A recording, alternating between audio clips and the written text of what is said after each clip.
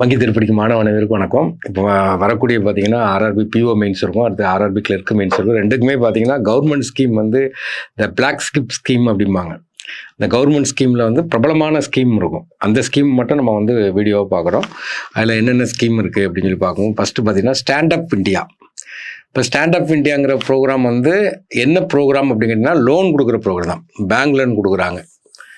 எதுக்கு கொடுக்குறாங்க அப்படின்னா ஆண்டர்பிரனர், ஏன்னா ஒரு ஆண்டர்பிரனர் ஆக்குறதுக்காண்டி லோன் கொடுக்குறாங்க. யாருக்கு கொடுக்காங்க கேட்டிங்கன்னா எஸ்சி எஸ்டி உமன். அப்போ வந்து ஸ்டாண்டப் ப்ரோக்ராம்ங்கிறது எஸ்சி எஸ்டி உமன்னாக இருக்கக்கூடிய ஆட்களை வந்து ஒரு ஆண்டர்பிரனர் ஆக்குறதுக்காண்டி லோன் கொடுக்கக்கூடிய ஸ்கீம். இப்போ இது எப்போ கொண்டு வராங்கன்னா 2016 கொண்டு வர்றாங்க. இதனுடைய எலிஜிபிலிட்டி என்ன கேட்டிங்கன்னா, அதாவது 18+ இருக்கணும் ஏஜ், இல்லை லோன் எடுக்கிறதுக்கு 18+ இருக்கணும்.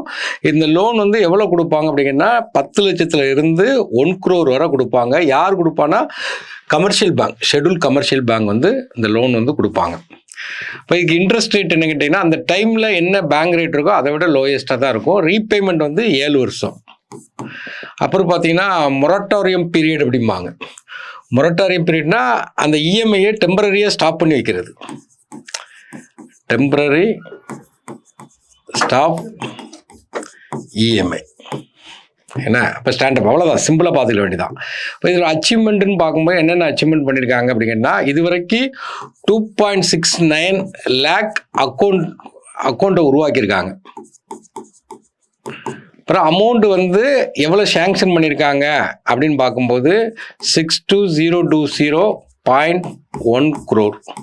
அதில் எவ்வளோ டிஸ்பர்ஸ் ஆகிருக்குன்னா 35,745.20 கோடி டிஸ்போஸ் ஆகிருக்கு. இல்லை உமன்ஸ் அக்கௌண்ட் எவ்வளோ கேட்டிங்கன்னா 2.01 lakh. எல்லாம் என்னோட இது ஓகே, அவ்வளோதான், அதுக்கு மேலே தேவையில்லை. அப்புறம் அக்ரிகல்ச்சர் இன்ஃப்ராஸ்ட்ரக்சர் ஃபண்டு, இது எப்போ ஆரம்பிக்காங்கன்னா 2020 ஆரம்பிக்காங்க. இது எதுக்காண்டி ஆரம்பிக்காங்க, அந்த அதுலேயே வார்த்தையிலேயே மீனிங் இருக்குது பாருங்கள், அக்ரிகல்ச்சர் இன்ஃப்ராஸ்ட்ரக்சர். அப்போ அக்ரிகல்ச்சர் ஓரியன்டாக இன்ஃப்ராஸ்ட்ரக்சரை டெவலப் பண்ணுறதுக்காண்டி ஆரம்பிக்காங்க. அப்போ அந்த இன்ஃப்ராஸ்ட்ரக்சர் எங்கே வரும்னு கேட்டிங்கன்னா, இப்போ அறுவடை முடிஞ்ச உடனே ஸ்டோர் பண்ணி வைக்கிற இன்ஃப்ராஸ்ட்ரக்சர் வந்து இந்தியாவில் கம்மியாக இருக்குது. இப்போ அதை டெவலப் பண்ணுறாங்க, அதான் கொடுக்குறாங்க போஸ்ட் ஹார்வெஸ்ட் மேனேஜ்மெண்ட் இன்ஃப்ராஸ்ட்ரக்சர். அப்போ அந்த போஸ்ட் ஹார்வெஸ்ட் மேனேஜ்மெண்ட் இன்ஃப்ராஸ்ட்ரக்சர் வந்துட்டுன்னு வச்சிங்களேன், லாஸஸ் வந்து மினிமமாக இருக்கும். அப்போ ஃபார்மருடைய இன்கம் வந்து கூடும். அப்போ புதுசாக அக்ரிகல்ச்சரில் புதுசாக இன்னோவேஷன் கொண்டு வரணும், அதான் அதனுடைய மெயின் அப்ஜெக்டிவ்ஸ். இதனுடைய கீ ஃபீச்சர்ஸ் என்ன அப்படின்னு பார்க்கும்போது, ஆக்சுவலாக பார்த்தீங்கன்னா இந்த ஸ்கீம் வந்து 1 lakh crore வந்து இந்த ஸ்கீம் வந்து ஃபண்ட் அலாகேட் பண்ணியிருக்காங்க. அதாவது 25-26க்குள்ள 1 lakh crore ஃபண்டை வந்து டிஸ்பேஸ் பண்ணுறாங்க. அப்புறம் 1 lakh crore வந்து இதுக்கு வந்து வட்டி மானியம் கொடுக்காங்க. வட்டி மானியம் எவ்வளோன்னா 3% கொடுக்குறாங்க. Interest subvention. இப்போ இன்ஃப்ராஸ்ட்ரக்சர் இதான். அப்போ இன்ஃப்ராஸ்ட்ரக்சருங்கிறது இதை எக்ஸ்டெண்ட் பண்ணுறாங்க, அதான் முக்கியம்.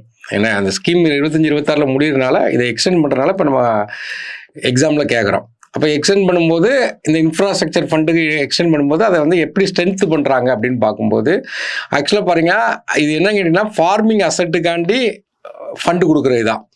இதில் பார்த்தீங்கன்னா இன்டகிரேட்டட் பிரைமரி அண்ட் செகண்டரி ப்ராசஸிங்கை வந்து இன்டகிரேட் பண்ணுறாங்க. பிரைமரினா என்ன கேட்டிங்கன்னா, ஒரு காட்டன் வந்து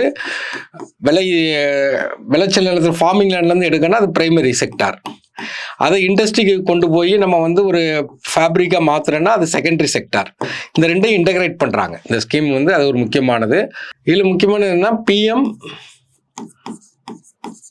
குசும் அப்படின்னு சொல்லிட்டு 2019 கொண்டு வராங்க. இது என்ன கேட்டிங்கன்னா, இந்த அக்ரிகல்ச்சரில் மோட்டரை ஓட வைக்கிறதுக்கு, சின்ன வாட்டர் இதுக்கெல்லாம் ஓடுறதுக்கு பார்த்தீங்கன்னா சோலார் இன்ஃப்ராஸ்ட்ரக்சர் டெவலப் பண்ணுறதுக்காண்டி இந்த ஸ்கீம் கொண்டு வர்றாங்க. ஏன்னா குசும்னா என்னென்னா கிசான் உர்ஜா சுரக்ஷா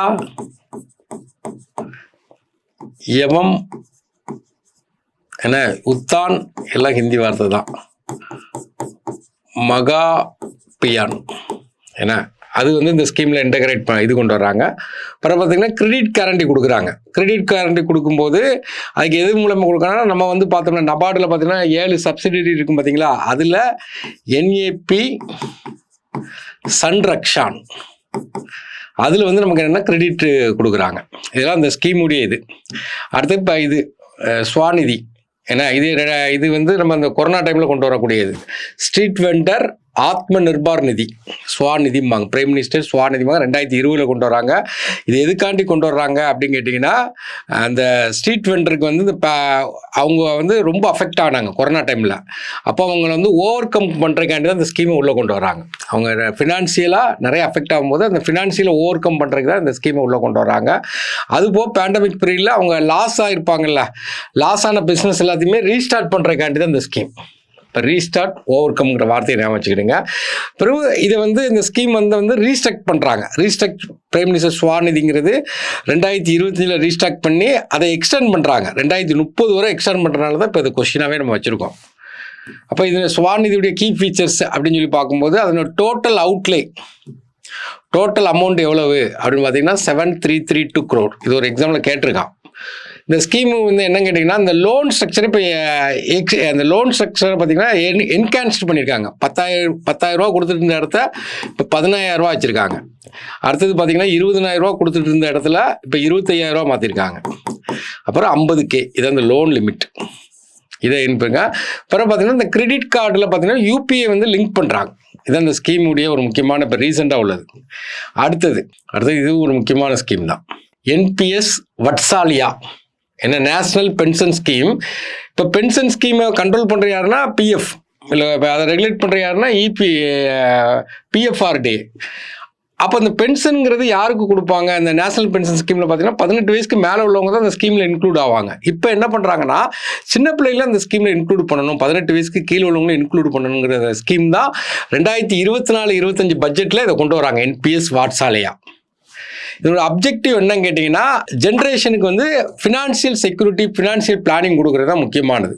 மெயினாக பார்த்தீங்கன்னா ஃபியூச்சர் ஆஃப் இட்ஸ் யங்ஸ்டர், ஏன்னா அதான் முக்கியம். சேவிங் இயர்லி ஏஜ்லேருந்து சேவிங்ஸ் பண்ணணும் அப்படிங்கிறது தான். இது யார் ரெகுலேட் பண்ணுறா தான் முக்கியம், பிஎஃப்ஆர்டிஏ.